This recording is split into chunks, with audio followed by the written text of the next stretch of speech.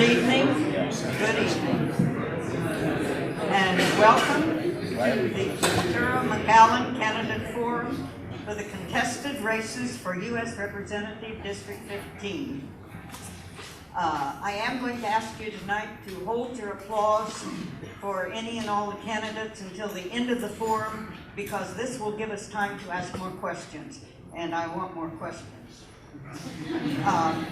We also ask that when we finish at 8 o'clock, you stay in your seats, and our moderator will dismiss the candidates to go out in the hall where they will meet with you. So please stay put until we get the candidates out in the hall. We're very pleased tonight to have voter registration and election information available. And thanks to the Hidalgo County Election Department and Act Now. And I want to introduce Yvonne Ramon, who's our election administrator, with a few words. Yvonne.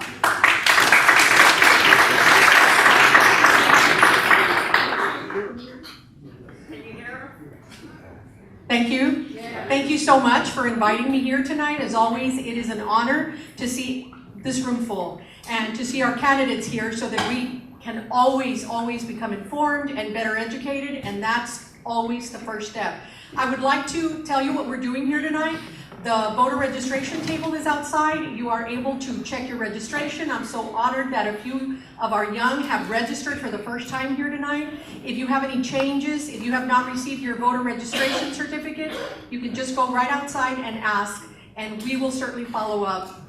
Another thing that we like to do is to take your email. Our sample ballots should be ready this weekend. We can email you a sample ballot. We can email you the early voting poll sites, and we can keep in communication so that you are always informed.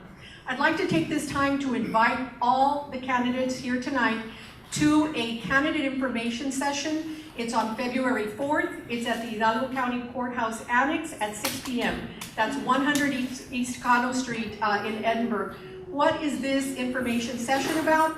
We will talk to you. My whole department will be there, as far as my supervisors. They will tell you and instruct you on what type of reports are available, how to follow the election night results on election night, how you obtain the different kind of registered voter lists. If you have any address issues, we'll talk to you about mail ballots and applications, voter assistance, and so much more. So again, February 4th, candidate information session, 6 p.m.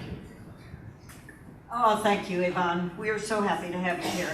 I would like to say something to all of you in the back rows. Every once in a while, we have people up here on the stage who don't talk directly into the microphone, and as a result, you can't hear them. If at any time tonight you cannot hear, raise your hand, and that will alert them that you guys need to talk into the microphone and make sure you enunciate, talk loudly, etc., etc. Got that?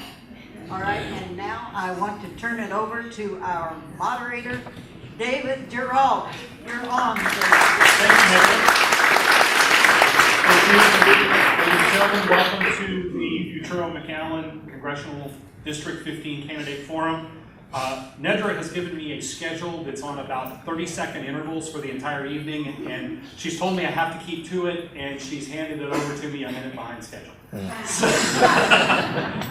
So, without further ado, let's get on with the program. I want to thank other Futuro members who are assisting me this evening. We have a timekeeper here up in the front, who the candidates have already been informed. She'll be keeping them to their 1-minute answers. In addition, we've got a Futuro member who is live tweeting the event, so be sure to follow the Futuro McAllen Twitter feed. And lastly, thank you to all the candidates for making time to come out.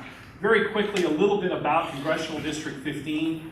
The district is what's commonly called a fajita strip. And all of you who shop at HEB understand completely what the district looks like now that I've said that.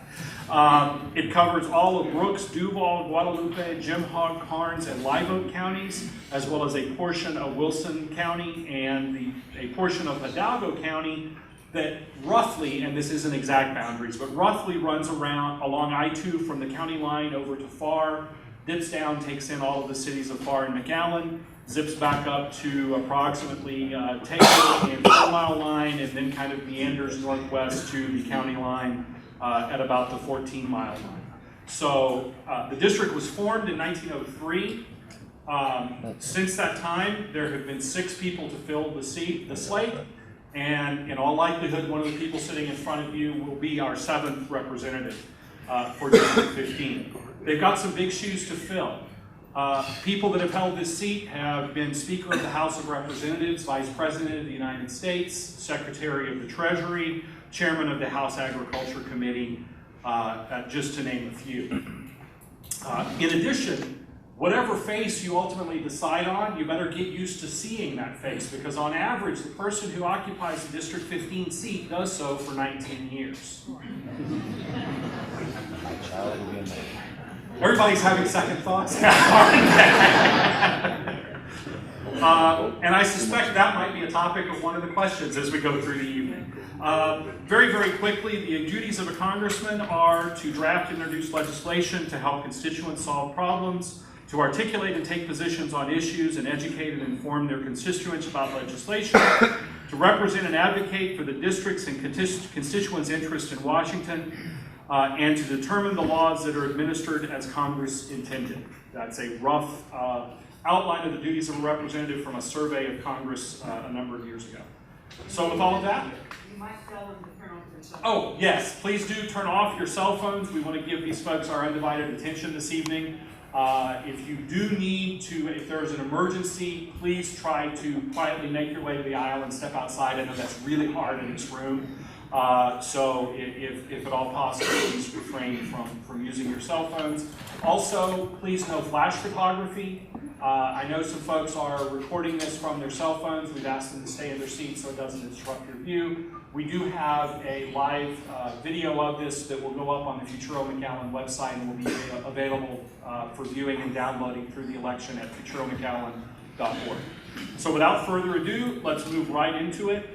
Prior to the game, we tossed a coin and determined that the Democrats will be receiving the first round of questions, which means we will begin with the introduction of candidates with our Republican candidates. As I introduce their name, each candidate will be given 1 minute to introduce themselves, and then we will get straight on into the question.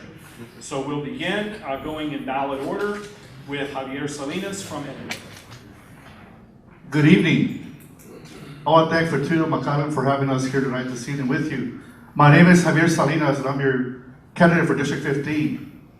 I'm currently an educator, been in the education business for 28 years. I started off as a teacher, and now I serve as assistant superintendent for Westley ISD. Throughout that time, I also helped run our family business. So I know what it is to be a small business owner. We got into this race 8 months ago because we felt there was a huge disconnect between the congressional seat and our local communities. We want to bring that connectivity back. We want to bring that seat back to you guys because this seat belongs to the people, not to the select few. Thank you. Next, we will go to Ruben Villarreal of Edinburgh. Good evening, ladies and gentlemen. My name is Ruben O, and I'm congressional candidate for Congressional District 15.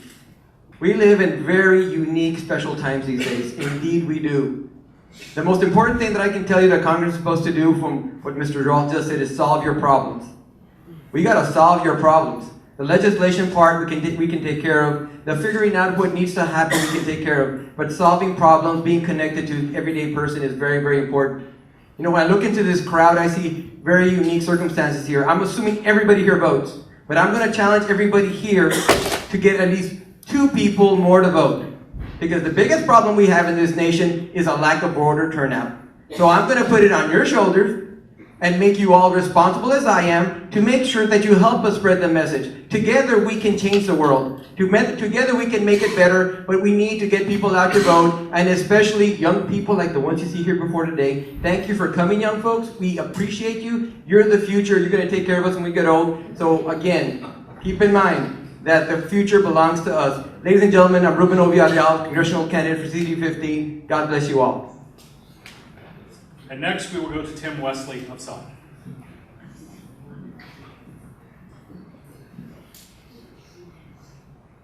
All right, I'll make up the time, no problem. My name is Tim Westley, and I'm running for a U.S. congressional seat here in the 15th District. And one of the reasons I wanted to run, as I look around the audience, I don't know you personally, but what I do know is that the majority of the people that make up our voting base, they're going to be a part of the 99%. My goal is to make sure that I'm able to represent that 99% of the people that want and need that representation that's going to be in D.C. Again, my name is Tim Westley. God prompted me to run, and I'm going to answer. I'm running for 15th District once again. Tim Westley. God bless. Now moving on to the Democrat Party slate, again beginning in ballot order with Dolly Elizondo of Mission. Good evening, ladies and gentlemen. My name is Dolly Elizondo. Before I begin, I'd like to thank McAllen for hosting this event and engaging our community in the democratic process. You know, on the campaign trail, I get asked a lot, Dolly, why are you running for Congress? And I tell them it's very simple. I truly believe that ordinary people like myself should get involved in government and do extraordinary things. After all, my life has been extraordinary. I grew up in humble beginnings in Mission, Texas, was a single mother, went to college at night, became an educator, started a small business, and am currently a commercial and residential developer of projects around the Rio Grande Valley. Ladies and gentlemen, I want to take those experiences and work for you in Congress. Again, my name is Dolly Elizondo. I'm your congressional candidate for District 15. Thank you. Next, we have Juan Sonny Palacios Jr. of Edinburgh. Good afternoon. I am Juan Sonny Palacios. Decided to run for Congress a long time ago. I grew up in the fields with a migrant worker to my right and an immigrant worker to my left. I saw injustice. I saw inequalities. I was raised by a lot of women, 5 sisters, a lot of aunts, and I saw a lot of injustices, the way they were treated in their workplace. I had a daughter, Suzanne, born with Ramirez syndrome. She had a pre-existing condition. I saw the injustice there. I got on the school board, and my Uncle Fred, my dad told me, just make sure, Sonny, that you give the poor kids the same advantages as the rich kids. That's what I've been doing these past 6 years. I want to make things equal for everyone, that everyone has the same opportunity to succeed. That's why I'm running for Congress. That's why I need your help. Next, we have Vicente Gonzalez of McAllen. Good afternoon, folks. Thank you for coming. My name is Vicente Gonzalez. I'm running for U.S. Congress for District 15. Many folks here know me as an attorney. A few know me as a local businessman. But the fact is, many years ago, I was just a high school dropout. And I knew education was my only hope, as I believe today. And I returned to school and earned a GED and went on to college and eventually earned a law degree and was licensed here in New York and to practice in the highest court of the land in the United States Supreme Court. Education is society's greatest equalizer. It was for me. I married an educator, my wife Lorena. Together we have a passion for learning, a passion that we want to give our children and the youth of our community. Our elected officials, past and present, have made great strides in getting us ahead. We have come a long way, but we still have a long way to go. We lack resources and infrastructure and education and health care and other issues affecting our community. We have had vast growth in recent years, and we continue to have this growth. But with that growth also comes one of the largest marginalized... Mr. Gonzalez, your time is up. Thank you. Thank you very much. I ask for your vote. Vicente Gonzalez. Next, we'll go to Ruben Ramirez. Good afternoon. My name is Ruben Ramirez. I'm from Edinburgh, Texas, born and raised, and finally settled down in McAllen. What's very unique is that the political system has been available only to a select few. And when I say that, you got to look at the family names that really run this thing. And that's why I'm running. I'm running against that. I'm running because we need to have more of a voice for the regular people, people like yourself and myself. I was an educator. I taught chemistry and physics for 5 years. I'm a military veteran and served overseas in Afghanistan doing a tour of duty where I dealt with high-value detainee operations. So you want to talk about terrorism? I've sat next to terrorists.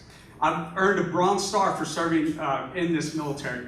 I'm also I'm also a current law student, third-year law student, needing 3 more classes to graduate.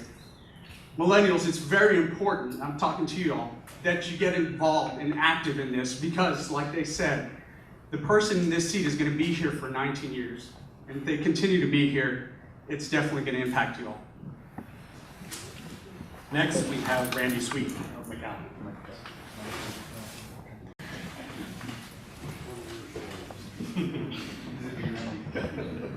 We've got this down as far as the chords go. I'm Randy Sweeten. I'm running for the 15th Congressional District here in Texas. I'm from McAllen, grew up in Mission, graduated from Mission High School, so I'm from here. I'm one of us. My office is right across the street from, I was going to say this Walmart, before we got smart and turned it into our library, right? Yeah. In fact, my office was over there before this was a Walmart, so I've been at this for a while. This is an opportunity for all of us to present ourselves before you. I hope and pray that when we come out of here tonight, everyone here is a happier person because this is an outstanding panel. I hope that when we get to November the 8th, we've got representation for our area. This is our area of Texas. All of the 15th Congressional District, all the way from Seguin south.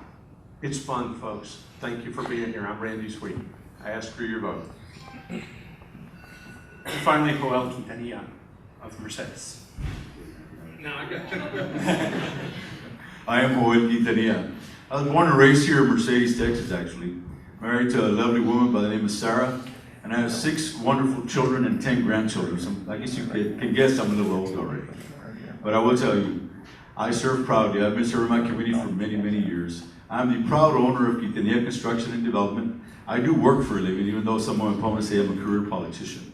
And I would tell you that I see the needs here in the Rio Grande Valley. I've been doing this for over 24 years. Our people are suffering. Government has gotten truly too large. I think it's time to take a step back. We need proper representation within our district, and I am running for U.S. Congress in District 15, and you can count on my wholehearted support. God bless you. All right, thank you, candidates. I see we are almost back on time. I forgot that I was going to try to warm up the crowd with a joke. Unfortunately, Nedra had to cut it down, so I only have time for the introduction, not the punchline. So the introduction is 6 Democrats and 3 Republicans walk into a library. We'll see where it goes from there. Going on to our questioning, we'll begin with a public question which was published to you all and distributed to all the candidates in advance. We'll begin with Dolly Elizondo, and this will be the same question for all folks on the panel. That question is, what skills, attributes, and experiences have you acquired that make you qualified for the position of U.S. Representative District 15, which you are seeking? Thank you. Well, I want to tell you that I know this district, living here all my life. I know the challenges that people face because I face them my own as a single mom, as a college student who went to school at night, as an educator, as a business owner who negotiates deals every day in a male-dominated field, and as a business developer who has contributed a tax base of over $25 million to the Rio Grande Valley. I want to tell you folks that these experiences shape what I will do in Congress. I also was the leader of the Democratic Party and fought for voters' rights. I have voted in practically every election that there has been. I also have stood on national committees, on state committees. I've lobbied in Austin, I've lobbied in Washington, I've lobbied for Middle East peace, for equality, for homeowners' rights. And that's what gives me all the experiences to be your next congressional member. Thank you. Next, same question to Sonny Palacios. I've been serving on the Edinburgh School District for the past 6 years. We even have an annual budget of $350 million, landmass of 945 square miles. We've championed everything for equal pay for women, protecting the making the LGBTQ community for both teachers and students a protected class, and giving students affordable health care. Just got recognized in the Huffington Post for that. When you want to effectuate change, You make a change. You do this, whether you are an elected official or not. You don't do that by voting once in your lifetime. Ladies and gentlemen, I'm uniquely qualified. I'm from here. I love this district. I've dedicated my life to this district. My blood, sweat, and tears are in this dirt. Being raised in the fields. I love this district. And I'm not going to let anybody take it away. Thank you very much. Next, Vicente Gonzalez, same question. Well, as many of you may imagine, I come from humble beginnings.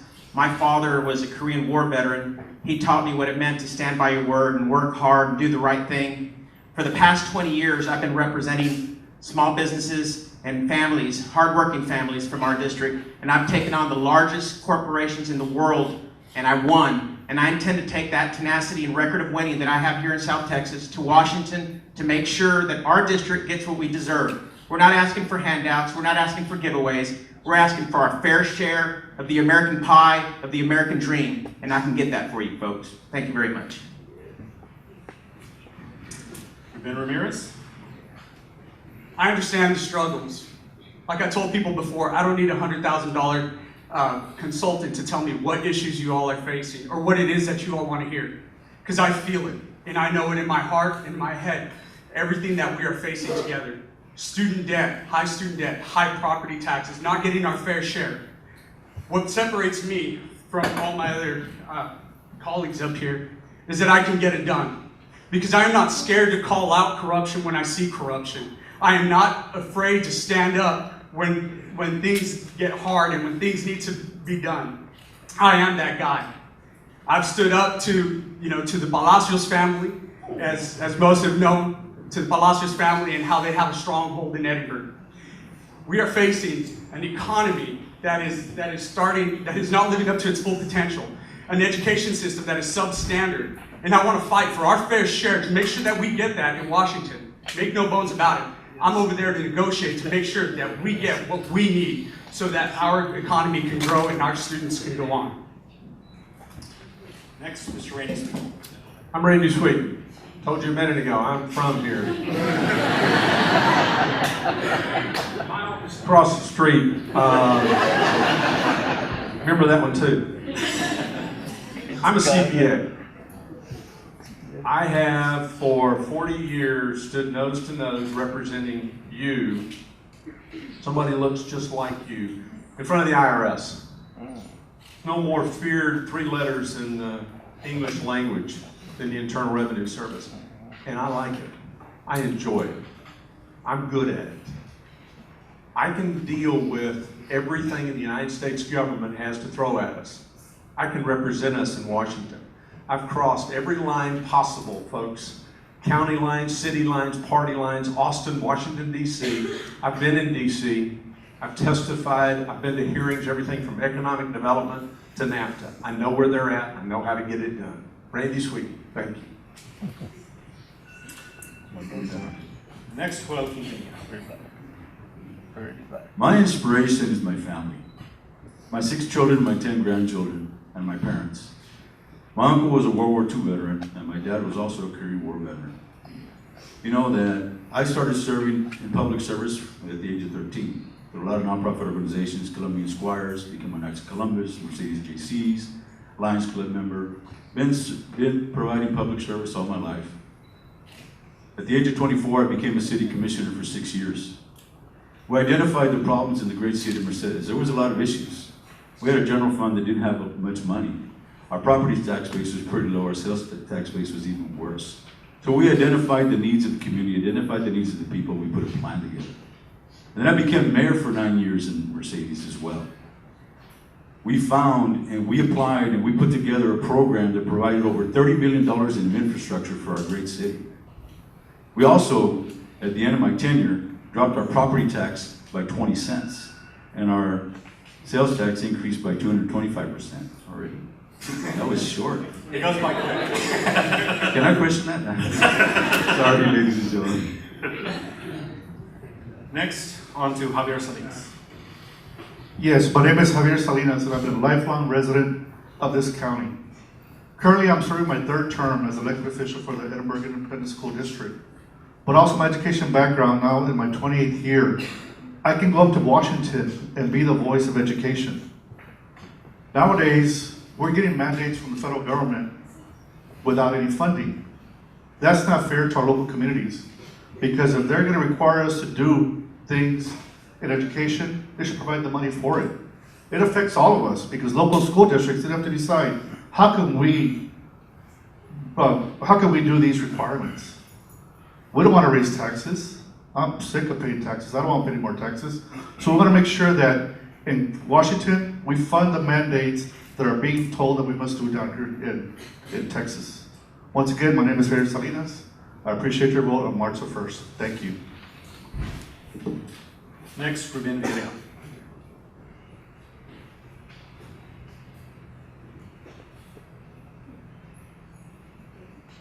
You hear the silence? It's deafening, isn't it? It's the loudest thing you'll ever hear is silence. My specialty is giving you a voice, a loud voice. How did I come with that skill? Volunteer work for 12 years or more. 14 years of public service, including being a mayor pro tem, economic development. Also, I was a small business and continue to be a small business person in a business that's been here successfully since 1958. I've lived a lot. I have a big desire to serve. And my specialty is giving you a voice, and I absolutely will when I get to Washington. That is a promise. And Mr. Westley. What qualifies me? One, I taught 5th grade. Made it through that for a moment, but seriously, I've been in education for quite a while. I'm a college professor at 2 universities in the San Antonio, Texas area. In addition to that, I'm a PhD candidate, should be a PhD recipient by the summer in education leadership, so I know what it means to serve. I've been in the United States Army, served 7 years active duty. Served in one of the greatest capacities as a veteran. In addition to those things, I've been able to listen. How have I been able to listen? Been able to listen to people. I've served veterans in the trenches, making sure that they were able to get their rights and benefits taken care of. I've served people in the trenches as a pastor, listening to people, to all their concerns and all their issues and situations. So I've been able to be on the front lines for many years helping people. And as a pastor, if anyone needs confession up here, see me afterwards. Thank you. All right, that will conclude our first part of our program. From there, we will go to our panel of questioners. We have with us this evening Dave Hendricks from Channel 4 and previously from The Monitor. Welcome back to the Valley, Dave, and welcome to our panel. We have Monica Stewart from the Texas Border Coalition and also a Futuro board member and local business owner. And we have Davis Rankin, the voice of 710 KURV Talk Radio. We will do this in a round-robin fashion. Each moderator or each questioner will ask a question to the member of the panel that I direct, and it will be round-robin so that they each get a chance to ask about 2 or 3 questions to each member as we go through. I'm going to rotate back and forth between the Republican Party and Democratic Party group to start with. So since we started with the Democrats on the last question, we'll start with the Republicans, and this will be Davis Rankin with a question for Ruben Villarreal. Are you in favor of or opposed to the Affordable Care Act or Obamacare? And could you tell us, if you get into office, what you would work toward doing? Either doing away with something, improving something, changing something, whatever. I am against the Affordable Care Act. I think it was legislation that was written by bureaucrats, not medical professionals, health professionals. Also, my opinion comes from talking to health professionals. The first thing I did when I hit the road over a year ago to run for Congress, I went to LVNs, I went to RNs, I went to doctors, I went to PAs, I went to chiropractors. I went to every level of healthcare professional who would talk to me, and they say it's not working. Then I went to people who actually had insurance. How's it going? My deductible is up. My services are getting more difficult. I'm not getting seen. Those are the issues that matter to people. And as far as I'm concerned, I am for repealing Obamacare, replacing it with something that works, perhaps tax credits for the families that actually work and that try to give their families good health care. So the structure is going to have to be taken away, but we're going to create a better structure that really addresses your needs, not the need of bureaucrats. Next, we'll go to Dave Hendricks with a question for Tim Westley.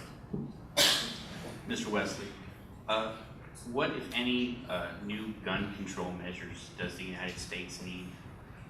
When it comes to gun control, if we were to look at our laws that are already in place, that's going to be one of the areas that we need to work with the laws that we already have in place. We want to make sure that we look at the mental health issue. That's going to be one of the concerns as well. As we look at guns, I will point out one thing. People hear about the number, 33,000 people dying by guns every year. But what they don't hear is that 21,000 of that 33 died due to suicide, which tells us that we have a mental health issue. Let's work on the laws that we already have on the books. Let's concentrate on those, and from there we'll move forward. But as far as any new gun legislation, if we look at places like Chicago with some of the toughest gun restrictions in the nation, we see that that still does not curb the gun violence that they have up there. Let's look at mental health. No applause, please, just so we can stay on track. We'll next go to Monica Stewart with a question for Xavier Salinas. Javier, for the last 8 to 10 years, the figures have been from 6 to 11 million of undocumented individuals. It hasn't changed at all, therefore leading to the thought that we truly do not know how many undocumented individuals live in the United States today, nor do we know where they are at. What are your solutions to our broken immigration policies, and how would you go about getting bipartisan support for these changes? First of all, border security is a major issue in our platform. We need to make sure that our border is secure, and I'm in complete agreement that we need our border walls. There's other things, there's other equipment that we need out there. We need more drones, more lookout stations. I like to also incorporate the Army Reserve to back up our Border Patrol securities. We have lots of issues with border security at this time, and I think that we must secure it, and we must make sure that if you want to come to the United States of America, the greatest country in the world, let's do it right. We got laws to follow. We're all law-abiding citizens here. We got to follow the laws in order to come to our country. Thank you.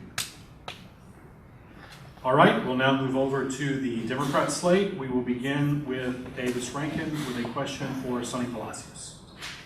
Do you think it's the right thing to do for a candidate or a campaign to use paid vote gatherers, politiqueras, to go into nursing homes and adult daycare centers, senior centers, and take people to vote and to suggest to them even how to vote? Do you plan to use politiqueras in your campaign? That's a very good one. The answer is no, I don't like it. It's a poison in our community. Unfortunately, it does happen. The voter motor laws were put in place to assist elderly voters to be able to vote.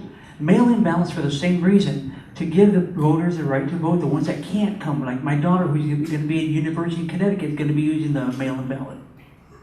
Unfortunately, there are people who take advantage of it. I've seen it. I'm hearing it. People coming up to me and saying, Sonny, will you hire me for X amount of dollars? And I am saying, no, I will not do that. I refuse to do that. Elections should not be bought. Elections should not be sold. But even more importantly, you should vote more than once in your lifetime, please. Next question is Dave Hendricks for Vicente Gonzalez. Mr. Gonzalez, your campaign website says you support, quote, compassionate immigration reform with a pathway to earn citizenship. What would you require someone who isn't legally in the United States to do before becoming a citizen? Well, first of all, you got to apply. Our immigration system is broken. We're dividing families. We have young children who came here with no choice of their own, who should have immediate immigration, who've gone to school, who've been law-abiding, who are good people, who are good citizens, who are part of our community. We don't want to separate families. We have many broken families because of the immigration that we haven't planned, that we have in place now. We need to come up with an intelligent, comprehensive idea of keeping the good folks that are here, that have worked hard, that have done the right thing, to have a path to immigration. Our children who've graduated from college and have been good, honest, participating citizens of our community deserve to have a fair shot to be U.S. citizens, and I'm for that. Next, Monica Stewart with a question for Ruben Ramirez. District 15 trade is closely tied to our neighbors to the south. Facilitating legitimate trade and travel has been extremely difficult when our ports of entry are not funded for today's commerce. Antiquated infrastructure, poor bandwidth, lack of manpower, and lack of technology are to name a few of the many problems. If elected, what would you do to make sure that proper funding is allocated to the men and women in blue equally to the men and women in green? Great question. You know, this economy is so dependent on the trade, as you said. So what I would make sure that we do is, if I have to piggyback some kind of rider or some kind of, law to a spending bill or appropriations bill or anything, I will look for an opportunity. Whatever's going through the House committee, I will make sure that I try to piggyback that, because it is important for us to get our fair share. And that's what I was getting back to. When I'm going to, if you send me to Washington, I'm going there to make deals for us, to make sure that we are getting our fair share and the resources that our families need, that our communities need. But make no bones about it, I'm not going over there to do any kind of corrupt stuff. We're going to do this, and we are going to do this the right way, because it is our fair share. So I would make sure that any legislation going through the House would be tied to appropriation, appropriating that money for us. Call it pork barrel, I call it taking care of my community. Next, Davis Rankin with a question for Randy Sweeten. A couple of years ago, Hidalgo County voters turned down the creation of a special tax to pay for health care for the poor. It was called in a hospital district. It may come back as a health care district. If it is brought back before the voters this year for approval or not, would you be in favor of it? So the mayor of Mission is a really good friend of mine. He was my mayor for about 24 years, and he did a pretty good job for us to make sure that that didn't come in. Now also, Juan Chuy Hinojosa is the senator for the state of Texas. He actually sponsored that legislation. He was a quarterback in Mission High School a little before me. So I know both of them, love both of them. It's an issue for us in Hidalgo County that we've got a new medical school coming in. And we're gonna fund that medical school with local tax dollars, and we're gonna help out locally with other homes for these students and everything else. Was it a 25 cents? Should we have fixed it? Yeah, we probably brought it on wrong, but it'll come back. Thank you. All right, Dave Hendricks for Juan Quintanilla. Mr. Quintanilla, for years, politicians from both parties, from President Obama on down, have promised to fight for a VA hospital in the Valley. In 2011, Congressman Cuellar and Congressman Hinojosa even co-sponsored a bill with Blake Farenthold of Corpus Christi to bring that hospital to Harlingen. We still don't have it. Do we need a VA hospital here? And if so, how would you succeed where others have failed? My opinion is we do need a VA hospital here. When that was being proposed, I was Mayor Mercedes back then, and we offered 100 acres to Veterans Administration to go ahead and construct that hospital. And it didn't go through, as usual. And let me tell you, ladies and gentlemen, our veterans deserve the best health care possible. And what we need to do as congressmen is we need to go up there at our nation's capital and truly let them know that it's long overdue. We need to get this done. And if they don't want, if we can't come to consensus of providing a veterans hospital, we need to give our veterans health care of choice. And in my opinion, that would work even better. So at this point, what I'm saying is I'm ready to reform Veterans Administration. They deserve the health care. It's long overdue, and it's our obligation to provide that. If our men and women are willing to bear arms and go fight for our freedom, we must respect them and do whatever we can possible to make sure they get the health care they deserve. And as a final question of the round from Monica Stewart to Dolly Elizondo. Dolly, we have heard a lot of debates on funding or defunding Planned Parenthood. What is your stance on abortions? And in Washington, how would you take on this debate? I am opposed to abortion as a Catholic, but I will tell you a family story. In our family, we had an unplanned pregnancy, but we did not call Washington and we did not call Austin to figure out what we were going to do. We called our priest, we called in other family members, we called our doctor, and we made decisions as a family. I am against abortion personally. However, I feel that women should make their own choices when it comes to their own health care. And my values are shaped by what happened in my family. We celebrate my nephew's birthday every year. But I will tell you that I myself live 2 blocks away from a Planned Parenthood center. And that's where I learned everything and anything about reproductive health. Thank you. All right, that concludes round 1. We'll move right into round 2. At this point, we'll go back to the Democratic Party for the first set of questions. We'll begin with Davis Rankin with a question for Vicente Gonzalez. Given the prominence in the Republican Party primary of the issue of immigration and illegal immigration, and the way some candidates have talked about it, do you think Republicans are anti-Hispanic? I don't want to believe that. But the fact is, we have a broken immigration system. People are complaining about it from both sides. Both sides need to come together. We have to have a consensus on how to fix the problem. I'm not going to go into anti or pro-Hispanic. The fact is, we're separating families. We don't have an intelligent pathway to give legal immigration to folks who have been here, who have worked hard, who have earned it, to children who came here at a young age, who have graduated from college. We need to bring these folks back into our system. We need to give them proper documentation. They need to start paying taxes and becoming part of us.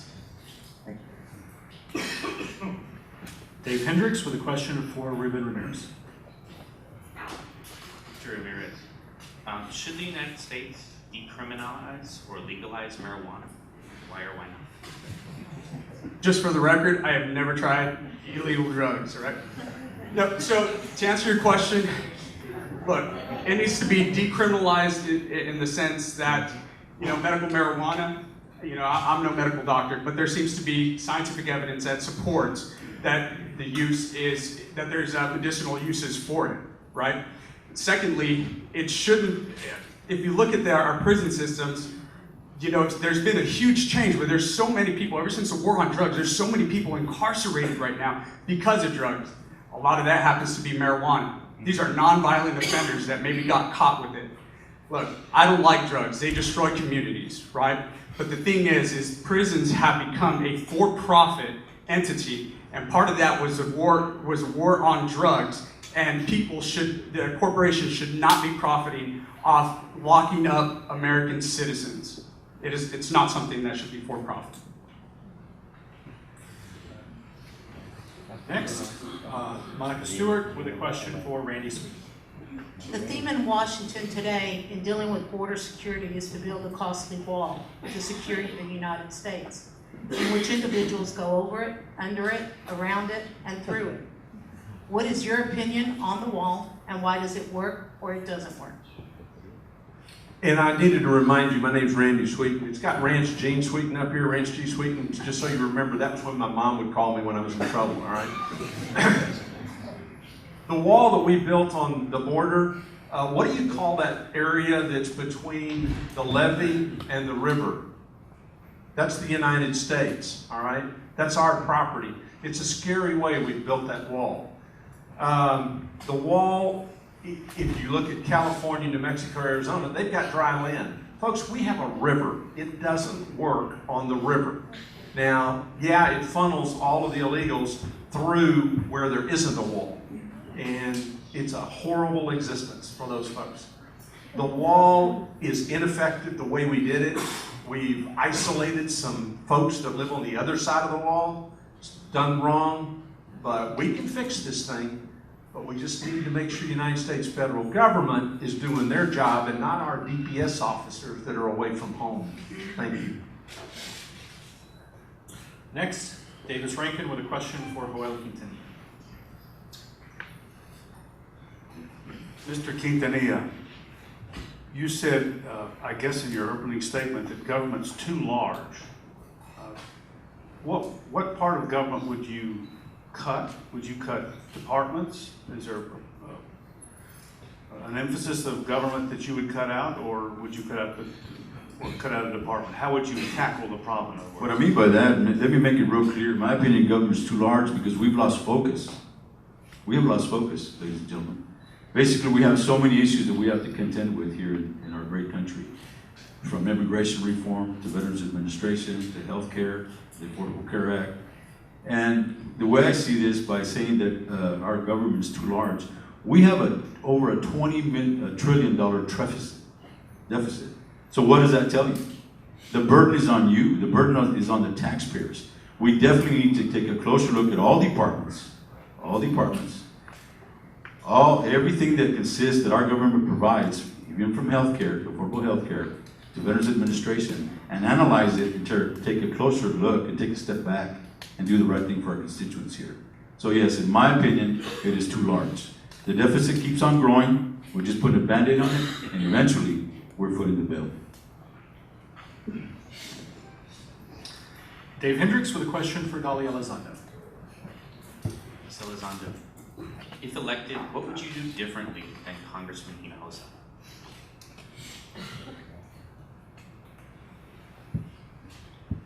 I sit on a national board that deals with access to affordable housing. I believe that what I would do differently is I would not have voted for Dodd-Frank. Reason being is that Dodd-Frank was designed to control Wall Street, but in the process, it hurt community banks.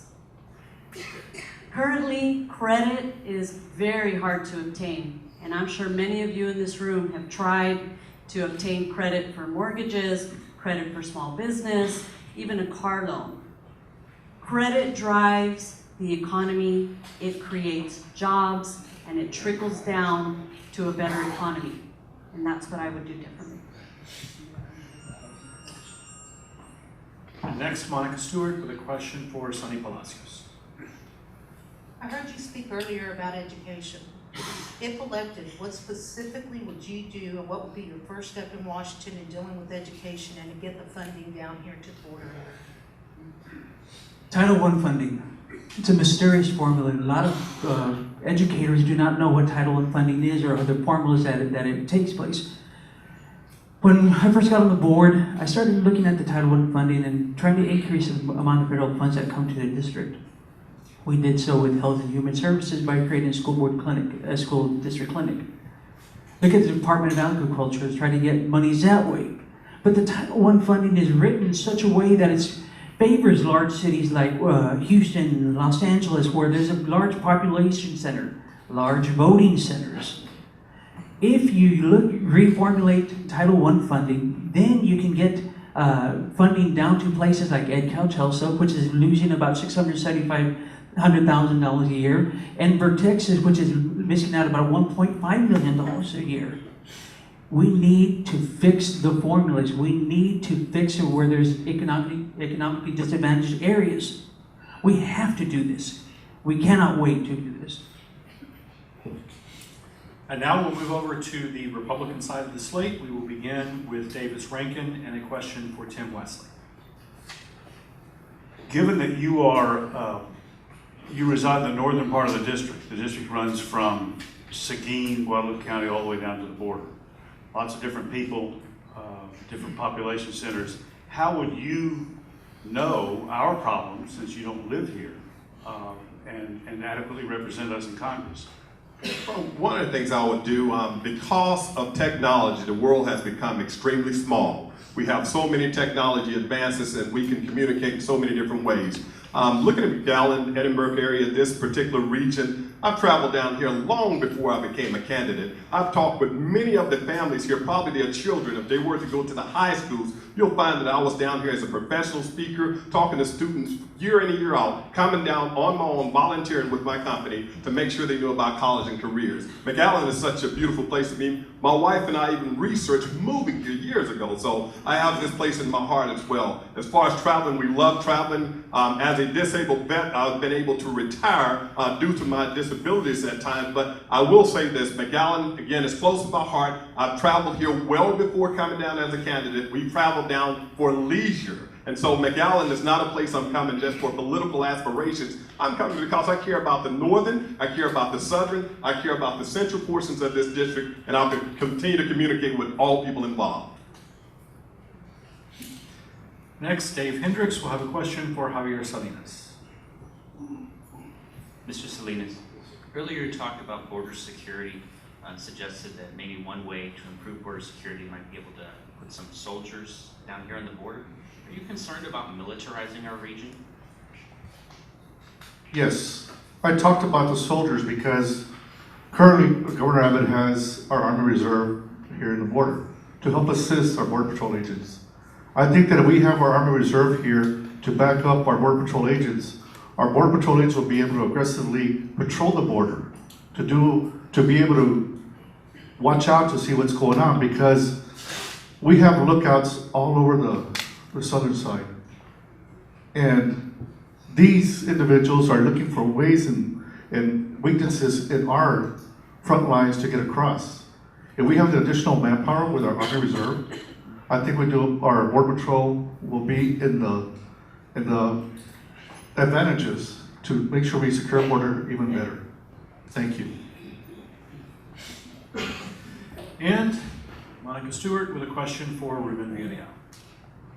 Recently, you've heard through all the presidential debates about a flat tax, and they range anywhere from 10% on the Republican side to 50% on the Democrat side. What are your opinions on the flat tax rate? In order to understand the IRS or what it does, I think you have to go back to what our principles were. Taxation is not a bad thing. It's how we spend money in Washington that's a bad thing. Now, as far as a flat tax is concerned, to be honest with you, there's nothing wrong with a flat tax. Do the research.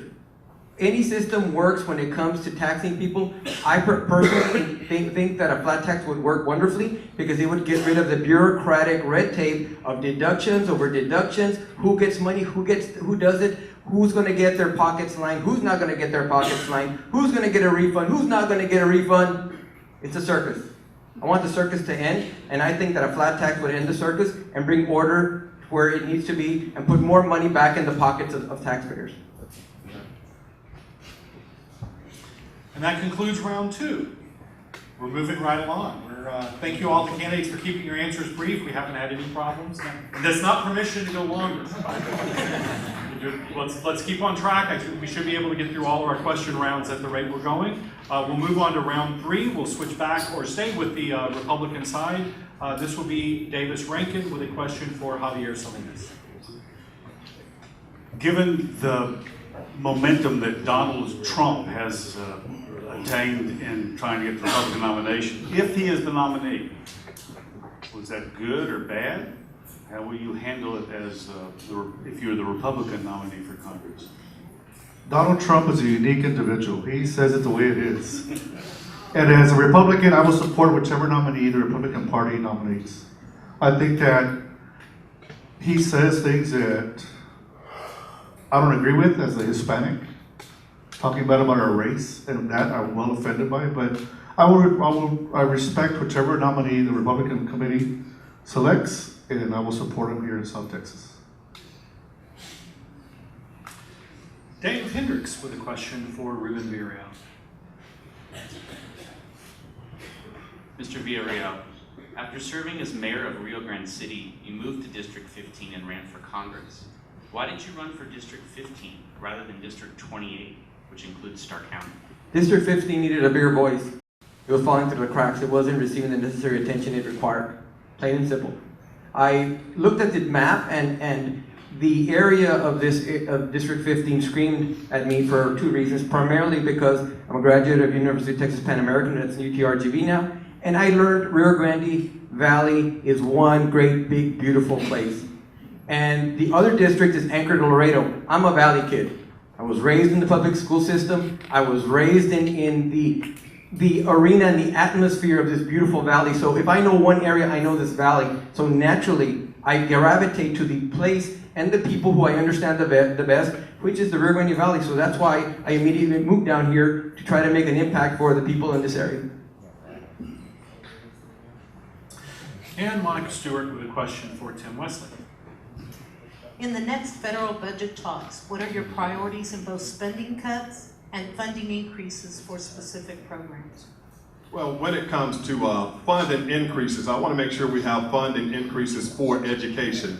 That's going to be the one thing that allows people to break out from the economic disadvantages that they have. Want to make sure that people have the monies they need in order to go and get a secondary education and a higher education in particular. So that's going to be one of the focuses as far as budget decreases, things that we want to cut. Want to make sure that we cut funding that's going to affect things such as, Want to make sure we cut funding that's going to affect things such as, well, I apologize on that, but I'll pass on the rest of that question at this point, so, sorry.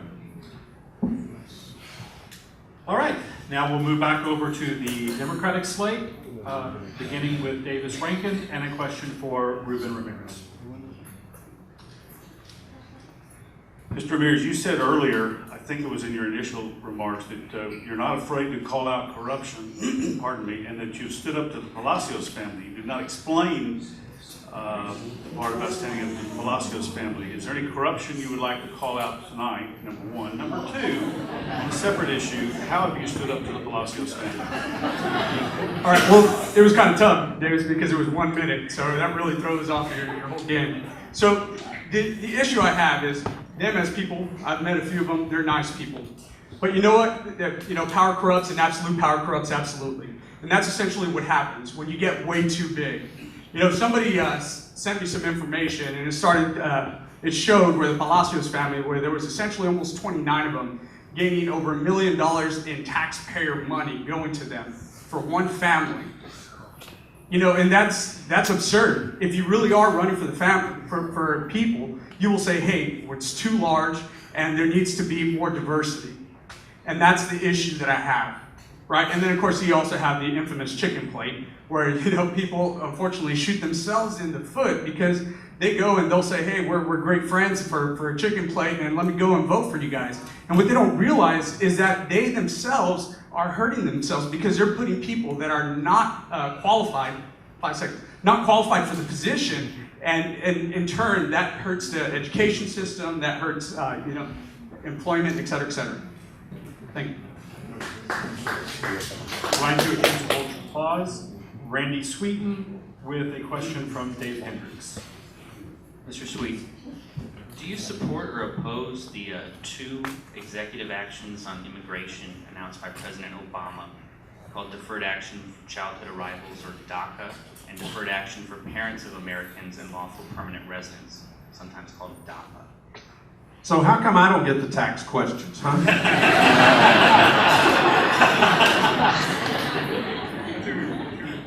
Gee, all right, DACA and DAPA. The issue that we've got here is all the way through it. He's got it programmed for us so we can understand.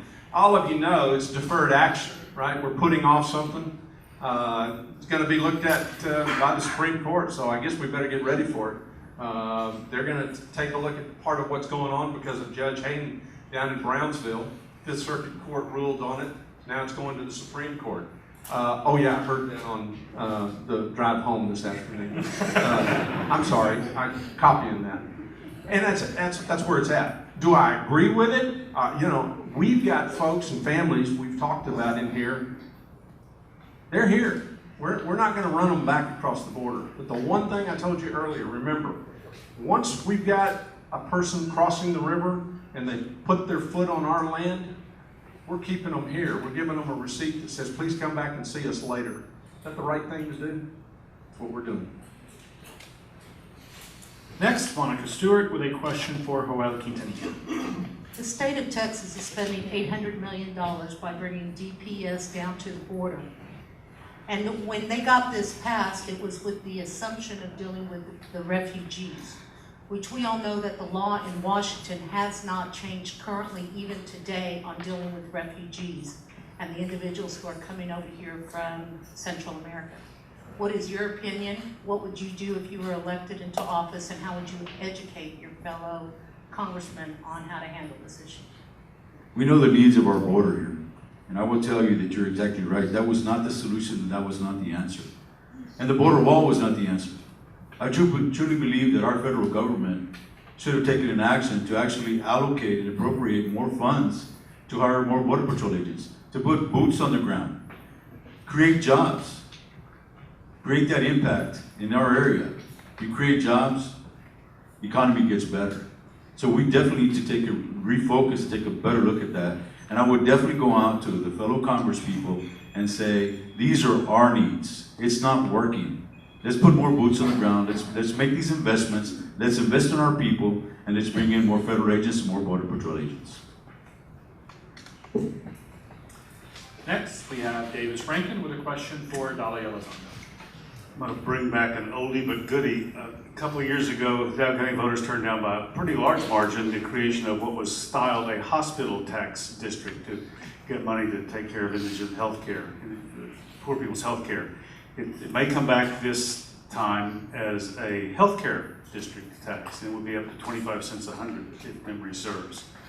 Are you for that or against it? I will tell you that it did go before the voters as it should, and it was brought down. I want to say that I am very proud that here in the county, we have finally received a medical school. That medical school needs to be funded. I personally am in favor of us getting additional programs for our schools, higher degree programs for our schools. UTRGV is the second largest Hispanic serving institution in the nation. Funds need to come from somewhere. I really believe that people, though, from the county should decide that issue. Thank you. Next, Dave Hendricks with a question for Sonny Palacios. Mr. Palacios, twice tonight you've referenced a person or persons who have only voted once in, I guess, that person's life. What are you talking about? Your next representatives, part of their task is to go up there and watch and not only create legislation or sponsor legislation, but it's also to vote on legislation. How can you trust this service to someone who only voted once in their lifetime? You can't. Ladies and gentlemen, you need to vote all the time, not only when you're running. Vote for other people, vote for other ideas. You're not the only one that has bright ideas. There's a collective. Be part of a team. Thank you very much. Mr. Palacios, are you talking about Mr. Gonzalez? No. Who are you talking about? I do have his voting record also, though, but no. I'm talking about Mr. Ramirez. Then his facts, if I may, his facts are completely wrong. Just like his We have the voting records. I voted absentee ballots on multiple Mr. times. Ramirez, if you would please. Sorry, I voted absentee ballots. Mr. Ramirez, thank you. We have the voting records and... All right, it's not amateur hour. Let's, if I may just respond very quickly, since I got interrupted. Everybody in this first row, do not let anyone tell you only a portion of you can get a high school diploma, or only a portion of you can get a college diploma, or only a portion of you become attorneys, or only a portion of you can become elected officials. If you do any of those things, do a good job, and the voters will vote you in. Do a bad job, and the voters will vote you out. It's not corruption. Thank you, Mr. It's Palacios. just ridiculousness. Next, we have a question from Monica Stewart for Vicente Gonzalez. Perception and the media soundbites seem to drive legislation in Washington and Austin. No offense. Unfortunately, for those of us who reside in District 15 and on the border, we have been labeled as living in a war zone on this side of the border, which affects us economically, which affects us with funding. What would you do if elected to change this perception? Well, first of all, I would court folks from around the country to come and visit our region, to get to know us, to get to see our industry, our vibrant community, our beautiful people, and to know that, we're really pretty safe here. It's one of the safest cities in Texas, and in fact, McAllen just, their safety ratings just went up I think it's just perception. I think we need to sell the truth to them. We need to be a loud voice. I'm a loud voice. I know it upsets people sometimes. I will get that message to Washington and to the rest of the country that we're a vibrant, great, beautiful place to do business and to live. Thank you very much. And with that, we've wrapped up round 3 of the question. We'll stay with the Democrat side of the group and move on to round 4. We will begin again with Davis Rankin and a question for Randy Sweeten. Perhaps about taxes. What perhaps not.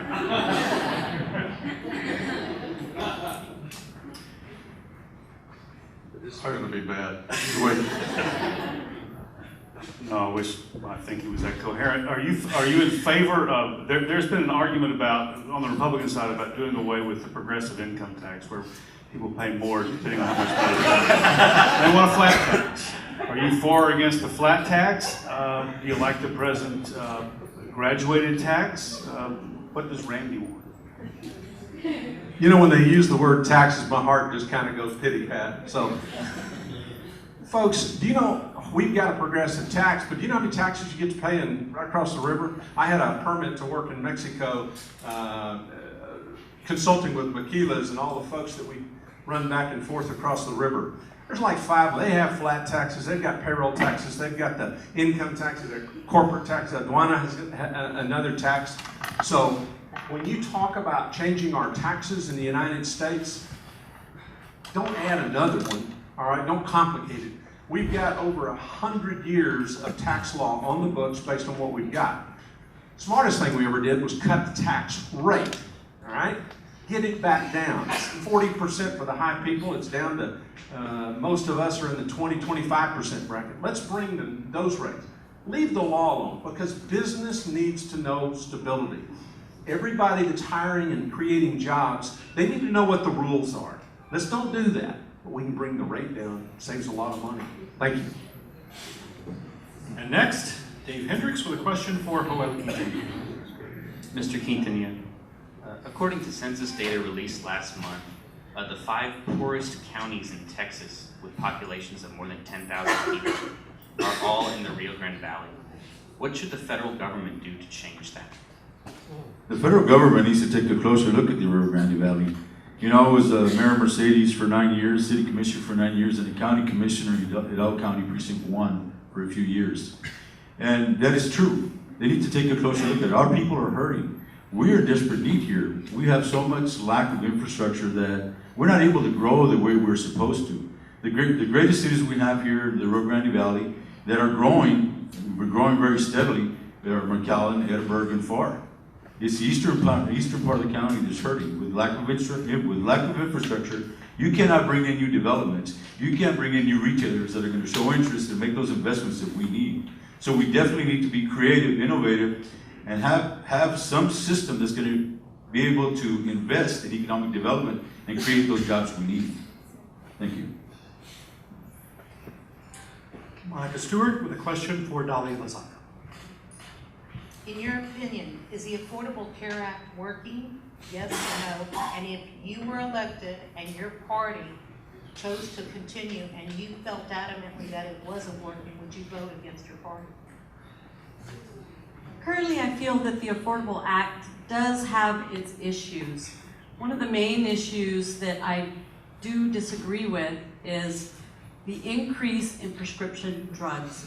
Big Pharma, under the Affordable Care Act, has been able to increase generic prescription drugs by 300%. And the only group that's allowed to negotiate with Big Pharma are the veterans, thank goodness. But no one else is allowed to. I would vote to strike down certain clauses in affordable health care, but I will not be the congresswoman to take away accessible, affordable health care from 11 million people. Thank you. Next, Davis Rankin with a question for Sonny Palacios. You said earlier that you wanted to make things equal for everyone. What did you mean by that? When things I've done with this school district are visions of what do I want to do with that as a congressman. At ECISD, if one student, a male who identifies as a female, if he dresses as a gender he identifies with, can get kicked out, sent home, miseducation. Isn't that right? Here we are, the 21st century, and we're still not letting people be who they are. It's ridiculous. We have to make things right. If a teacher is gay or lesbian, back in, as of 2-3 years ago, you could be fired for being gay or lesbian under the morality clause. I fought to remove that. I pushed with ridicule on myself, pushed to make sure that the LGBTQ community has equal rights, that they are a protected class, something not even our federal government has done. And I will continue fighting for that. I remind you to hold your applause so we can stay on time. Next, we have Dave Hendricks with a question for Vicente Gonzalez. Mr. Gonzalez, your campaign website says you support more funding for, quote, family planning services for women. Where do you stand on abortion? Well, I'm Christian, I'm Catholic. I personally don't condone or promote abortion, but I believe that we have a long-standing record of separation between church and state in this country. We have many religions, many cultures, many ideas, and I don't believe it's government's place to be deciding this issue for us or for anyone else in our country. So I believe in a woman's choice. I believe that clinics they're not only abortion clinics, they have other health care that they provide for women, and I support them all the way. Monica Stewart, a question for Ruben Ramirez. More than 1.7 million veterans live in Texas. 130,000 plus live in the Rio Grande Valley. As the next congressman for Texas in District 15, what will you do different to address the need of having a full-fledged veterans hospital built in the valley? And how would you expedite such? I'd move heaven and earth for them. They did the same thing for us, I know, because I've stood with them. There's many veterans in here. And the thing that veterans are tired of is, a representative coming over every 2 years when it's time for an election time. They're tired of local officials doing the same thing. I would make sure that I communicate with the VA and everybody on the Appropriations Committee. And just like I said on a previous answer, I would make sure that I get any kind of rider or anything else. We're there to horse trade because I need to make sure that my district, my veterans are being served. Because it is unacceptable, and that's part of the reason why I am running, to make sure that we get that representation, not only for an elite few, but for everybody else. And yeah. All right, we'll now move over to the Republican slate. We will begin with Davis Rankin and a question for Ruben Villarreal. What's your view of the just concluded Iran nuclear deal? I think it's a horrible, horrible deal for the United States of America. Number one, we're lacking in money. The Iran nuclear deal promises Iran $150 billion. I'd like to see that go into pre-K. I'd like to see that go into community college. Let's start reinvesting some of our own money back in our community. We are dealing with our enemy. They scream death to America. You do not deal with your enemy. Your enemy will be your enemy, and you handle them as such. We as Americans will always extend the hand of peace, but when the hand is bitten and tossed aside, you have no other choice but defend your country, defend your homeland, and don't pretend that your enemies are your friends, because they're not. They're your enemies.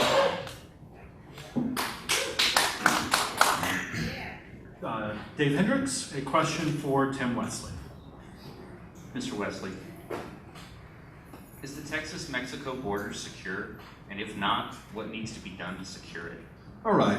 First, I'd like to thank Monica for that last question. It reminded me I am a pastor and a politician, so it's tough to lie. So you all get the answers what you get. As far as the border is concerned, it's not secure. What I would do, if we were to look at places like San Diego has plenty of aircraft. We want to match up with that. I'll make sure that we have increased manpower. That's one of the things that we need. We need additional manpower on the border. We want to make sure we use the technologies that we have out there. There are plenty of advanced technologies that we can utilize to secure the border. When it comes down to a wall, we know that walls, being a former veteran and a veteran of the United States Army, we can crawl over those walls, we can get through those walls, they can be pure. So what I would do is increase funding, increase manpower. I would make sure that we have all the facility resources we need and make sure that we're able to secure it with all those particular resources that I just mentioned. But it is doable, it's not secure right now, but if I'm elected congressman, I'll make sure I fight to ensure that it's secured, as I just mentioned. Thanks. And to wrap up round 4, Monica Stewart with a question for Xavier Salinas. The last time I've looked at it in Washington, we seem to be quite broke. We talk about a lot of programs that are, and we see a lot of unfunded mandates. We've heard solutions of private-public partnerships and laws that need to be passed in order to allow them. If elected, what would you do in order to ensure that we get the proper funding down into our area to deal with the needs of the city? District 15 needs a strong congressman. You gotta go to Washington and not be asking, we're gonna demand. You're gonna demand that the money that is for District 15 comes to District 15. And not only to a select few, but to all the communities of District 15, because every single district has a need. We have to provide for those needs of this district. Congress has a $20 trillion deficit at this time. And part of our representation is being fiscally responsible. If you have $1 million, you only budget within $1 million. If you don't budget for $1 million, you have to be fiscally responsible. And I want to ensure that the money that belongs to District 15 will come down to our congressional district. Thank you. Thank you, ladies and gentlemen. We've got one more round of questioning to go. We're running great on time. So we will jump right into that. We'll stay here on the Republican side, and this will be Davis Rankin with a question for Tim Westley. I'll ask you the same question Mr. Villarreal got. What do you think of the nuclear agreement just concluded with Iran? Well, one of the things we want to look at, will that agreement, if we were to look at the agreement, will it slow things down? As we were to look at it from the past, we'll see that Iran was on a super highway to create what they want to do as far as nuclear weapons. That super highway has been slowed down. It's been slowed down tremendously. So that deal can be something that works. At least now we know what type of timetable Iran is on as far as the nuclear weapons that they're trying to produce is done. And that allows us to have some type of control through the negotiations that we have on the table at this time. So I think it's something that works for us at this time. But when we look at Iran from a point of negotiating, of course, I want to make sure we don't negotiate with people that do not look at our best interests. And so that's one of the things I'll be concerned with. But as far as the deal is concerned, I think it does put us in a point where we control that timetable versus them creating something extremely fast. Thank you, Mr. Wesley. We'll now go to Dave Hendricks with a question for Xavier Salinas. Mr. Salinas, the voters of District 15 have never elected a Republican to Congress. Do you think they're ready to change, and if so, why? Absolutely. There's always time for change. Change is good. Over the last 20 years, this seat has been held by a Democratic congressman who was, and I felt it in my opinion, very disconnected with our communities. It's time to give the Republican Party an opportunity to show what we can do. Because we're very conservative in our views, and that's what District 15 needs. We want to be able to take care of the whole, not the select few. So I think the time is right, and I know that in November, we will be red in Hidalgo County. Thank you. And lastly, we have Monica Stewart with a question for Ruben Villarreal to round out the Republican side of round 5. Some believe this administration has not been necessarily fair to our allies, specifically Israel. What are your opinions? I absolutely agree. Israel has been one of our staunchest friends, has been our ally. Just the way a while ago I identified where your enemies are, identify your friends. Hold them close. Make sure you can rely on them as much as we can rely on each other. It's about teamwork in this great world of ours. It's about finding the people who have like values, who want peace. We have a great military. Hats off to all the veterans. Hats off to the military infrastructure we have, because at the end of the day, they're a peacekeeping force. They're not there to wage war, they're there to wage peace and try to create peace. So the way we do that, Monica, is look for your allies around the world who want that same peacekeeping atmosphere and then nurture it and make sure you know who your friends are, because at the end of the day, you identify your enemies, also identify your friendships, because those will give you stability for this entire world. All right, that concludes round 5 for the Republican side. We'll move back over to the Democrat side for the final round of questioning. We'll begin again with Davis Rankin. I set it up that way in case you didn't notice. We always start with Davis. Davis, we'll begin with you with a question for Joel Quintanilla.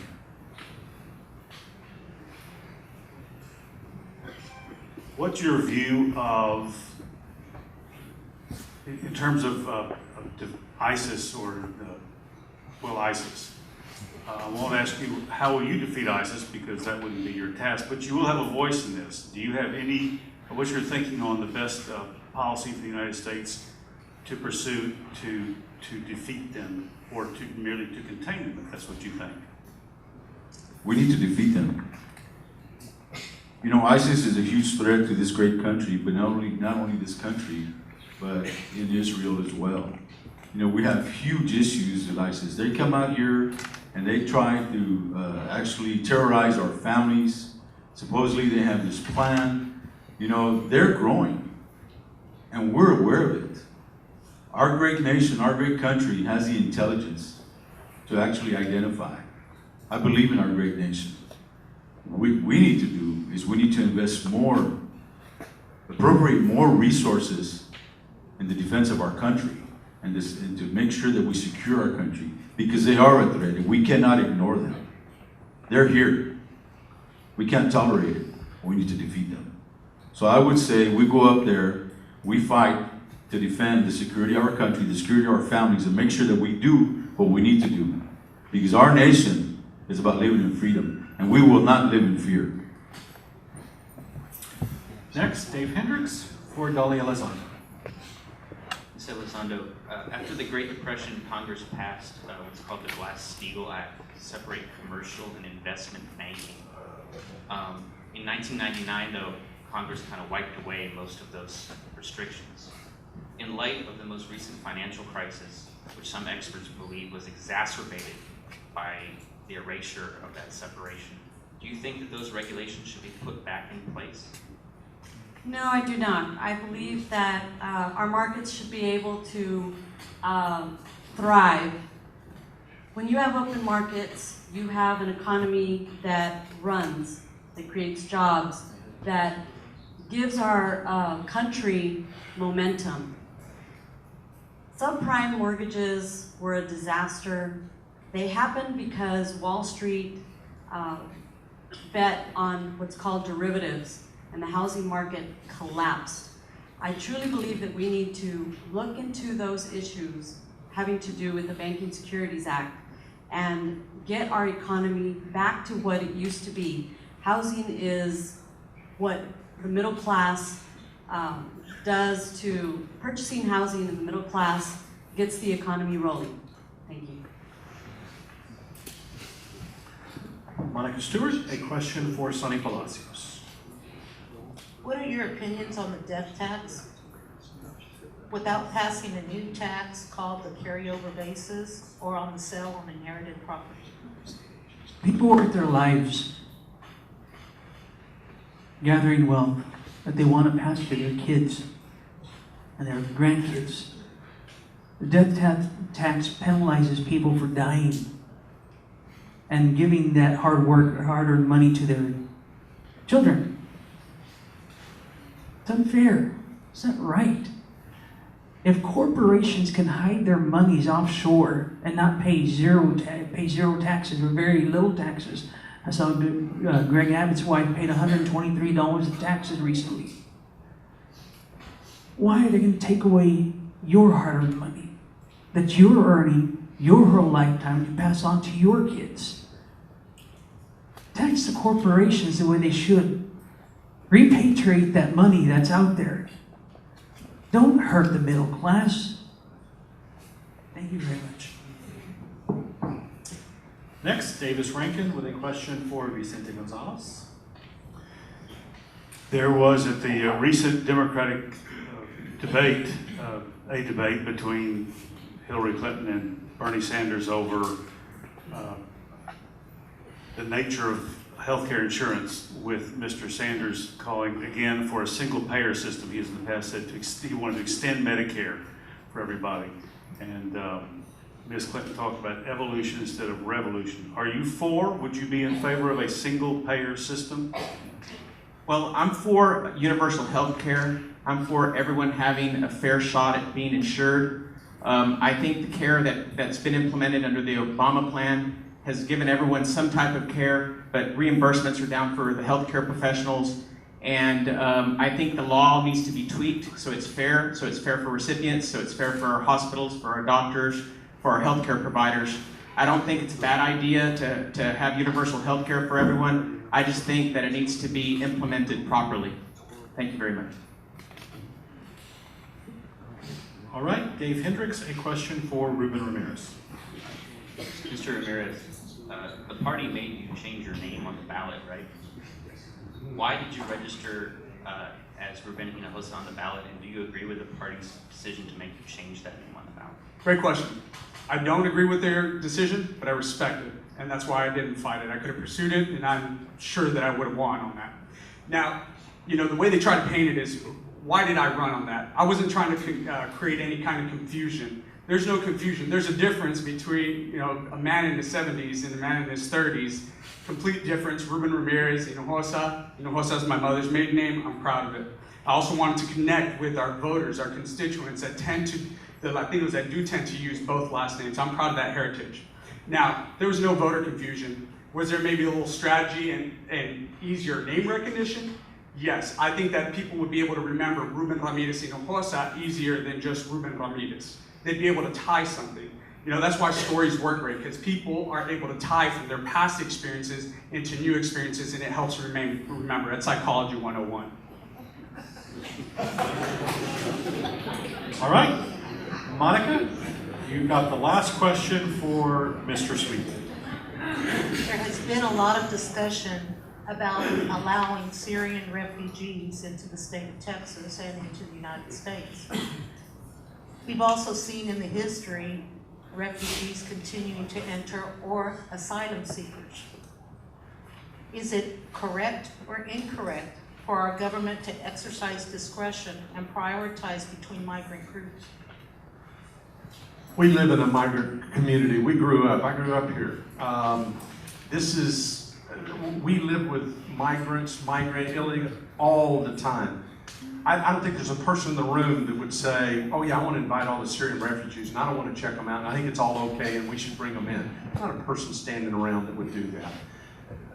The truth is, it's difficult to find out who these folks are. They don't have a government background check like we do in the United States. They don't have any government records. We don't know who they are.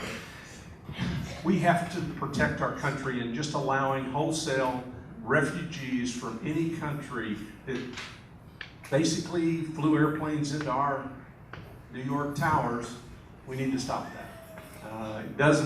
We can't continue with that. Are there absolutely charitable cases we need to take care of?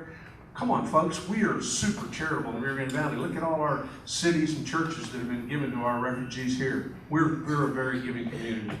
Thank you. And that concludes our section for questions from the panel. By my watch, Nedra, we're actually running about 14 minutes ahead, I believe. So I'm going to, if I may, I'm going to exercise moderator privilege and allow our candidates 2 minutes for wrap up rather than 1 minute, because I believe that still keeps us on track. So I know you all had your 1 minute wrap up speeches already written. So this is the curveball too. So.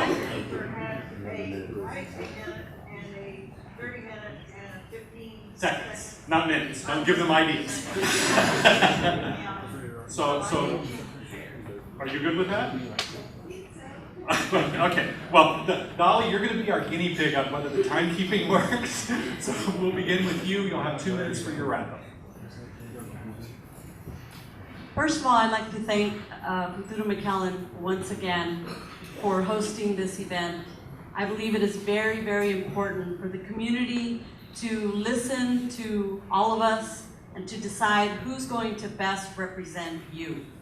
I believe that I am the person to best represent you.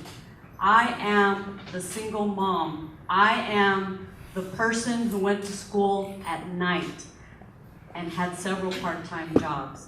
I'm the teacher. I'm the business owner. I'm the business developer. I am many of you in this room, and I will represent you very well in Washington. Ladies and gentlemen, I'm Dolly Elizondo, and I am your congressional candidate for District 15. Help me do something extraordinary. Help me make history. Elect me to be the first Hispanic woman from Texas to go to Congress. Thank you. All right, moving right down the list, Sonny Palacios, you have 2 minutes. Millennials, you don't need to go to college and get $30,000, $40,000 in debt just to put food on the table. We need to find ways to help them get their associate's degree, their bachelor's degree, debt-free. We need to help develop smart gun technology. I've seen in my practice the dangers of straw purchases and illegal exports to Mexico. Healthcare. We need to make sure that everybody has access to universal healthcare. I believe that so much. We did that at ECISD. We got national recognition for it. Immigration. We need compassionate immigration reform. I'm dealing with cases like that right now, where people are being deported. Families are being split for minor offenses. Legalization of marijuana. That's a tough one. But a kid goes to school with a $1 joint, $2 joint, whatever it costs, and then he's prosecuted. They spent $5,000 prosecuting him in 1 month. It only costs $4,500 to educate him for the whole year. The profit is in the incarceration of students, not the education. This system is broken. Women, I have 2 daughters. Excuse me for this language, but I'll be damned if any man is going to tell my daughters what they can and can't do with their body. Period. LGBTQ, I've been fighting for you. I've dedicated my life fighting for you. I know the struggles. I will continue this fight. Look at the people here. Look at their record. Look at their public service. Look at their voting records. If they can't speak for themselves, how are they going to speak for you? Again, we're going to stay on time. We have to hold our applause. Let's keep moving down the list. We are almost done. Vicente Gonzalez. Thanks. Well, folks, as I was explaining earlier, we're in one of the fastest growing regions in the world, in the country, and in the world. And we have one of the most unprivileged segments of society that need the federal government. We need resources. We need a strong voice in Washington that's going to fight for what we deserve, that gets us the resources that we need in our area, and we also need a voice of reason, one that can reach across the aisle and forge alliances and negotiate patterns so we can get the resources that we need for our region. We need to fight for veterans who are coming home. Right now we have 22 veterans committing suicide every day. We're not giving them the proper health care they deserve, the proper mental health care they deserve to transition them back into society. That's a shame. That's a shame on us, and it's shame on our government. Social Security, for the 3rd time in history, went up 0. Our seniors got a 0 cost of living adjustment for the 3rd time since Social Security was created. And they did that based on gas prices not going up. Well, that's a flawed formula. Medicare, we're at 47% of what we were getting reimbursed just 2 years ago. That translates to less care. Our seniors are getting kicked out of the hospital before they're ready to go. Increased costs in medication. We should be ashamed of that. I want to go to Washington and be your strong voice. I started as a young man, as a high school dropout, got my GED, went on to become a lawyer and built one of the most successful practices and businesses in South Texas. I've taken on big insurance, big corporations, and I've won. I've beat them every single time at the game here at the courthouse. I intend to take that same fight to Washington, or our capital, to get us the resources that we deserve, the resources we need here in our district. I'm not asking for handouts. I'm asking for our fair share of the American dream. Thank you very much. All right, moving right down the list, Ramirez. I want to thank you for coming out tonight. Now, what sets me apart from everybody else? First thing, I ran against Ruben O years ago, knowing that I had insurmountable odds against me, because it was a matter of principle. Now a whole bunch of people want to run because he's stepping down. I'm not one of those. I'm running because I want to run for you, the people. I want to combat corruption. I want to give you a voice. Listen, I understand what we need here. If you look, we are highly dependent upon federal dollars. And in the short term, I want to focus on getting our fair share of those federal dollars here. But long term, that's not going to be adequate enough. We need to diversify our economy. And in order to do that, we need to make sure that we have proper education and proper infrastructure. I want to get those federal dollars by making sure that they are riders on legislation that is passing. I will fight tooth and nail, day in and day out for you all. Now, my voter record, if hopefully his lawyering skills are better than his research skills, you all will find that I have definitely voted. I've even voted absentee ballots when I was at Texas A&M University. I voted absentee not so long ago for the McAllen commissioner's race. I am dedicated to this community, and I have been since I was a kid, going to vote with my father in those old lever booths. Ladies and gentlemen, these are the candidates up here, and you have to make a choice. We might not agree on 100%. But at the end of the day, you need to look at us and you need to say, who can I trust? Who do I feel has that fire and that charisma, and like he said, the great ideas to get it done? And that is me. I'm a veteran. I'm a teacher and educator. I taught chemistry and physics for 5 years. I understand the problems that are facing our education system. I want to bring back technical education so we can get the workforce trained without sending people to UCAS and taking out $30,000 loans to open up their own salon, or to have their license to open up a salon. That's crazy. Let's dedicate ourselves to our region. My name is Ruben Ramirez. Thank you. Randy Sweeten. Hi folks, Randy Sweeten. Why would you vote for me? Why would I do this? It's an opportunity to give back. I'm a leader. I've demonstrated through all the different boards and civic organizations, and MEDC chairman, and currently the RMA chairman. Oh yeah, I'm the one. We're building the toll road, folks. We're turning dirt this month on our new toll road, so we can fix that dadgum interchange over there, okay? That's step one. I've demonstrated to you that I'm a leader, that I can get things done. It's all about figuring out a way. How do we get there? I've got that. I've demonstrated we can get there using what we've got. But once you get to DC, folks, you have to realize that we're going to have to work with all 50 states, all the 350 states, all the 100 states, all of them.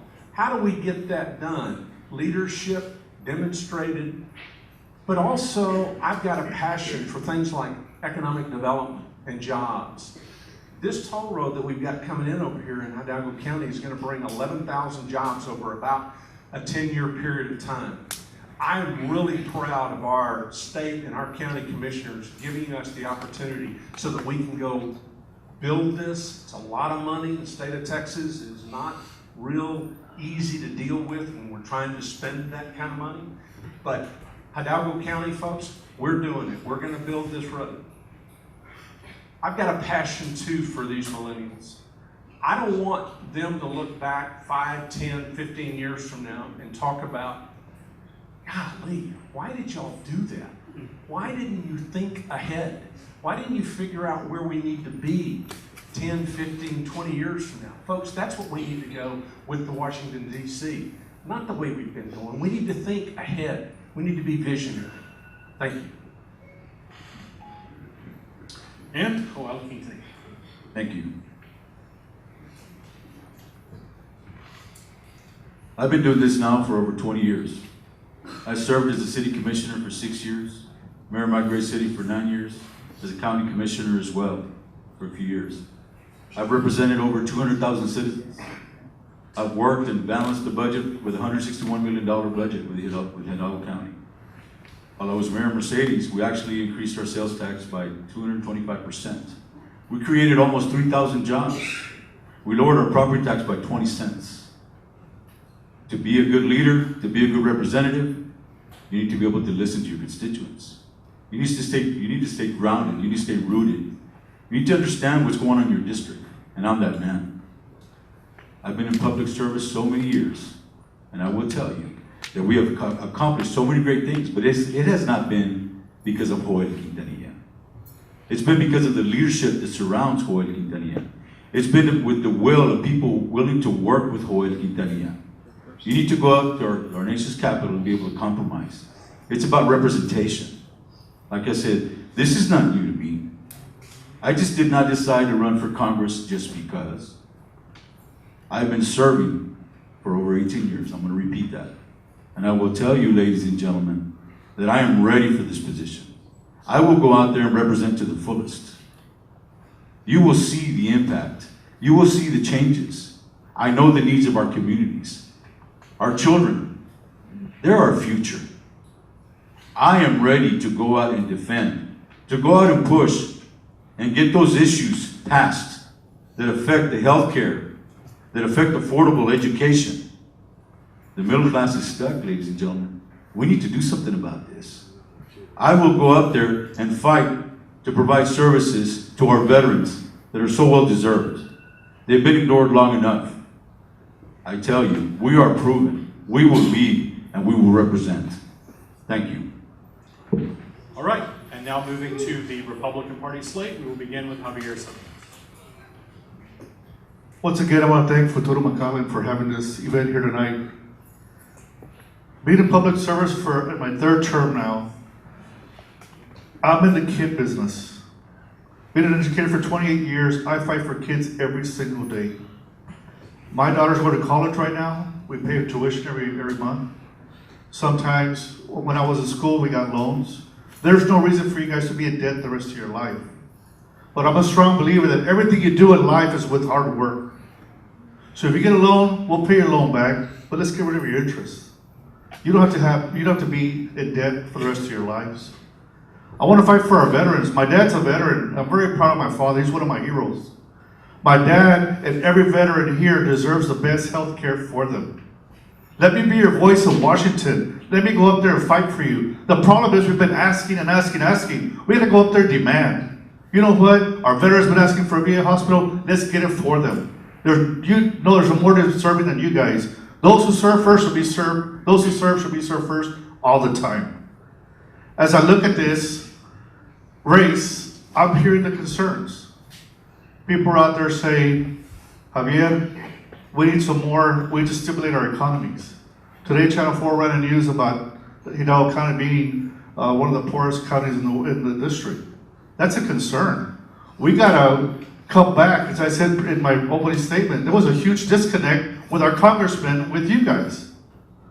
Let's get the stakeholders involved, and let's see how we can stimulate this economy. Let's see how we can stimulate it to make it a lot better. Let's get an affordable wage where people can go out there and make some real money and provide those tax cuts for our small business owners so they can be able to hire more people to stimulate our economy. Boys and girls, I'm in the trenches for you every single day.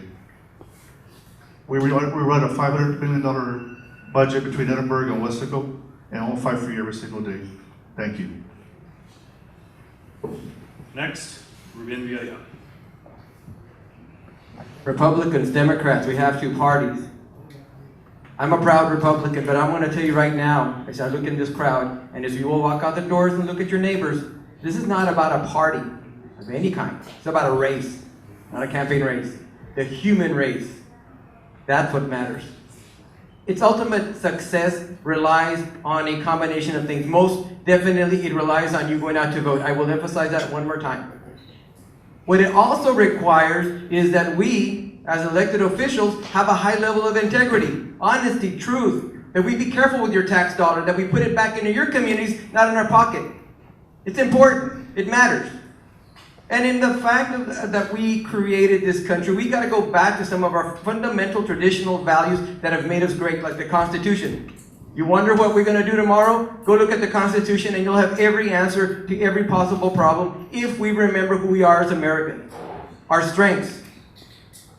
And that's what one of our strengths is, the fact that we have a Constitution that guarantees you the freedom to assemble, the freedom rights to speak your mind. Most importantly, the Second Amendment that gives you the right to carry arms and bear arms so you can protect your family. But ladies and gentlemen, these people, myself, everybody you see before you wants to represent you. And we say we fight. I'm not going to fight, I'm going to compromise. Because within compromise, you will find solutions. And those solutions benefit us all. And when we look back at our time here, at our point in life, where we have young people, old people, people of all ages, we will remember one thing, that we had a chance to turn the corner to something great. And you're going to have to choose who that person is going to be at that steering wheel to greatness. And I will promise you one thing, I will never let you down. I will always be true. I will always have a high level of integrity, and I'll always be available to you. You won't have to look for this congressman. He's going to go look for you. God bless America. God bless Texas. God bless every one of you. And finally, we'll wrap up with Tim Westley. Thank you all for coming out. One thing I can say, this has been exciting. This has been unique for me. If you all hadn't noticed anything, you want to notice one thing. I'm not a career politician, but what I am, I'm a career fighter. For years, I've been fighting.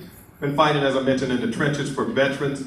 I'm a disabled veteran myself. As we were traveling up here from Selma, from the northern district, northern portion of the district, I found my knees aching a little bit, but I said, you know what, that's all right.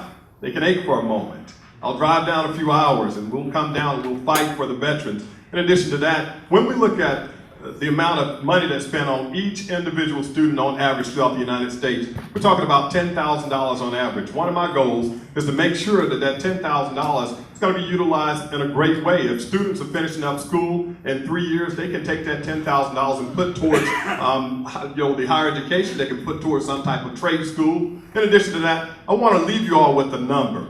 I want you all to think about this for just a moment. Leave you with a number. 2,700. 2,700. 2,700. Over 2,700 children die every day due to abortion. I bring that up. Over 2,700 every single day. We're talking over 1 million people. One of my reasons for getting in this race is to make sure that we consider that over 1 million lives lost every single year. I want to make sure I fight for those unborn. I want to make sure I fight for your Second Amendment rights. I want to make sure that I fight for the veterans' rights and benefits. And so as we continue to move forward, I want to ensure that we fight for the rights of those that cannot fight for themselves. As I think about things such as politics, I also think about things such as God. And as we look at our history, we'll find that 29 of the 52 signers of the Declaration of Independence had seminary degrees. So God deserves a place in politics. And I want to ensure that God is placed back into politics and we hear his voice and make sure this nation is great once again. God bless. My name is Tim Westley. That's right.